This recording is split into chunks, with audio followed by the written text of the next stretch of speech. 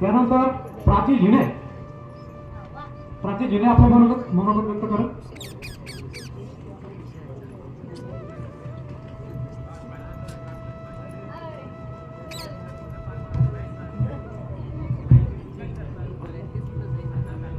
आज आपण हा कार्यक्रमाचे आयोजन केलेले आहे कारण आपल्या मलकरोपळस खेड्यातील महिला व पुरुष हे धम्मयात्रेसाठी गेले होते आणि पुतळ्याच्या अनावरणाचा कार्यक्रमही ठेवण्यात आला होता. खरंच तुमच्यामध्ये सामाजिक एकात्मता आहे. सगळे मिळून मिसळून काम करतात. सकाळी असा बोलत होते आता सकाळी 3 वाजल्यापासून सगळ्यांनी तयारी केली. मुली उठल्या होत्या सकाळपासून, सगळ्यांनी रांगोळी वगैरे काढली, सगळ्यांनी तयारी केली. म्हणजे काही पण कार्य तुम्ही मिळून मिसळून करत असता. खरंच असं जर एकटेने कार्य करत राहिले तर खरंच तुमचं तालुक्यात नाही ते जिल्ह्यात या गावाचं नाव गाजेल. खरंच असं सामाजिक कार्य करत राहा. आणि स्वातंत्र्य, समता, न्याय, एकात्मता ही सर्व तत्व आपल्याला संविधानातून मिळाली. ते संविधान आपल्याला डॉक्टर बाबासाहेब आंबेडकरांनी दिलं. ते संविधान लिहिण्यासाठी डॉक्टर बाबासाहेब आंबेडकरांना 2 वर्ष 11 महिने 18 दिवस लागले. त्यांनी पावाच्या तुकड्यावर राहून संविधान लिहिलं.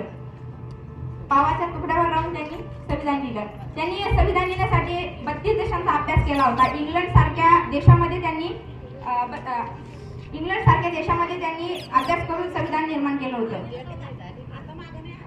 या संविधानामध्ये 395 कलमा, 22 परिशिष्टे आणि 7 परिच्छेदांचा समावेश होता.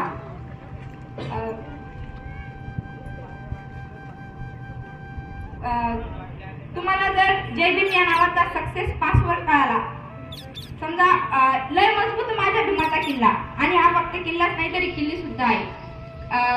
कुठलंही वाईट काम असो, करायचं काय जय भीम. लोकशाहीची पायमल्ली होत आहे, करायचं काय जय भीम. विश्वासार्हता धोक्यात आहे, करायचं काय जय भीम. मला तरी वाटतं ज्याला जय भीम या नावाचा सक्सेस पासवर्ड कळला त्याला कळेल की आपल्याला या कालावधीमध्ये, या कालखंडामध्ये करायचं काय. संविधान सभेमध्ये असे काही लोक होते की ते म्हणत होते हे लोक अडाणी आहेत, निरक्षर आहेत, यांना मतदानाचा अधिकार देऊ नका. पण बाबासाहेब म्हणाले नाही, हे लोक जरी अडाणी असेल, निरक्षर असेल, पण यांच्यामध्ये एकता आहे, एकात्मता आहे, यांना मतदानाचा अधिकार द्यायलाच हवा.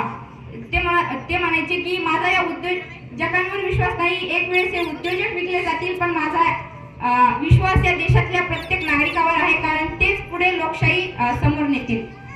एवढे बोलून थांबते. जय भीम. धन्यवाद प्राचीताईंनी आता सांगितलं की कुठलाही काही संघर्ष असेल, काही असेल तर जय भीम या नावाशिवाय पर्याय नाही. धन्यवाद प्राचीताई.